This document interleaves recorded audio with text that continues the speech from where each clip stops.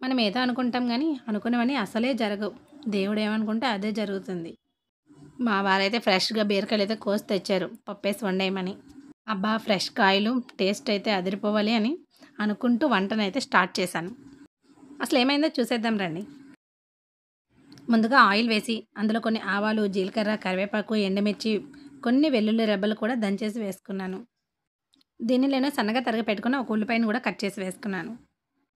వీటితో పాటు కొన్ని పచ్చిమిర్చి, ఎండుమిర్చిలను కూడా తాలింపులో వేసుకున్నాను. ఇందులోనే ఒక చిన్న గ్లాస్‌తో పెసరపప్పునైతే తీసుకున్నాను. పెసరపప్పునైతే కాస్త దోరగా వేయించితే సరిపోతుంది. ఇలా పప్పు వేపుతున్నప్పుడే మా నాయుడు ఫ్రెండ్స్ అయితే వచ్చారండి. పొయ్యి మీద ఉన్న పప్పునైతే మర్చిపోయాను.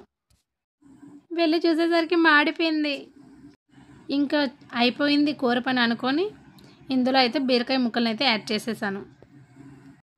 ఇక్కడ చూసారా పప్పు కలర్ అయితే కొంచెం మారిపోయినట్టు అనిపిస్తుంది. అసలు ఏ రోజైనా బాగా వంట చేద్దామని అనుకున్నప్పుడే ఇలాంటివైతే నాకు జరుగుతూ ఉంటాయి. నాకైనా మీకు కూడా ఇలానే జరుగుతాయో ప్లీజ్ కామెంట్ చేయండి. ఇలా బీరకాయలను కాస్త వేయించుకొని బీరకాయలు మొత్తం మగ్గినాక ఇందులోనే చిటికెడు పసుపు, కొంచెం కారాన్ని అయితే యాడ్ చేసుకోవాలి. ఇది కాస్త వేగినాక పప్పు ఉడకడానికి సరిపడా వాటర్ని అయితే ఇందులో వేసుకోవాలి. పప్పు బాగా ఉడికినాక ఇందులో టేస్ట్‌కి సరిపడా సాల్ట్‌ని అయితే వేసుకోవాలి. సింపుల్‌గా పప్పు బీరకాయ రెడీ. ఇంతవరకు వీడియో చూసారు కదా, ప్లీజ్ సబ్స్క్రైబ్ చేసుకొని వెళ్ళండి.